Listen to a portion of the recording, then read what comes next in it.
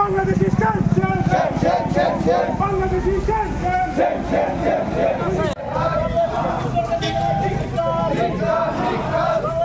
Mata ki, Bharat Mata ki. নিশ্চয়ই জানেন যে বাংলাদেশে যে অন্তর্বর্তী সরকারটা লাগাতার বাংলাদেশে একটা অস্থির পরিস্থিতি তৈরি করেছে। সাম্প্রতিককালে আমরা দেখেছি এরা কাউকেই বাদ দেয়নি।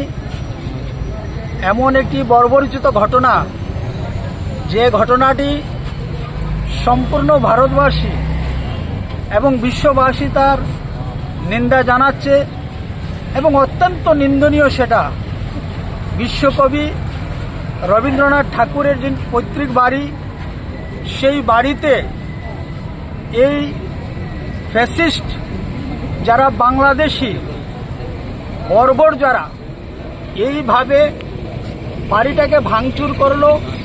আমরা জানি রবীন্দ্রনাথ ঠাকুর শুধু বাঙালিদের এই আবেগ নন, রবীন্দ্রনাথ ঠাকুর ভারতবর্ষের তথা অখণ্ড ভারতবর্ষের যারা আমরা রয়েছি প্রত্যেকেরই আবেগের ব্যক্তি রয়েছেন।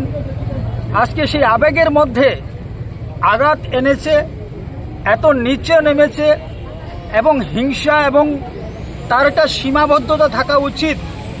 কিন্তু সেদিন রবীন্দ্রনাথের মতো একজন বিশ্বগুরু, বিশ্বকবি সেখান থেকে রেহাই পাননি।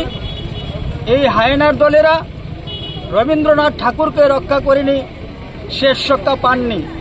তাই আজকে আমরা তারই প্রতিবাদে আগরতলাতে আমরা এখানে যে চেকপোস্ট রয়েছে সেই চেকপোস্টের সামনে আমরা বিক্ষোভ প্রদর্শন করতে যাচ্ছি।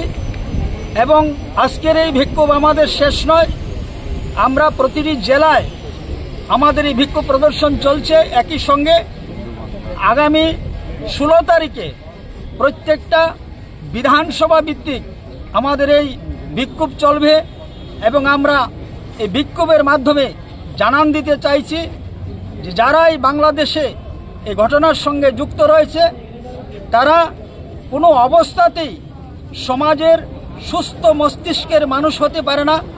এদের বিকৃত মানসিকতা, এটা থেকে সমস্ত অংশের মানুষ যেন ঐক্যবদ্ধ হয়ে তার প্রতিবাদ আমরা করি এবং তার বিরুদ্ধে আমরা সোচ্চার হই। আগামী দিনও যেন ওই সকল বাংলাদেশের যারা হায়নারা, বাংলাদেশের যারা বর্বররা এই ধরনের কাজ করতে তারা অন্তত পক্ষে একটু চিন্তা ভাবনা করে। তার জন্যই আমাদের আজকে এই প্রতিবাদ মিছিল আমরা সংগঠিত করতে চলেছি।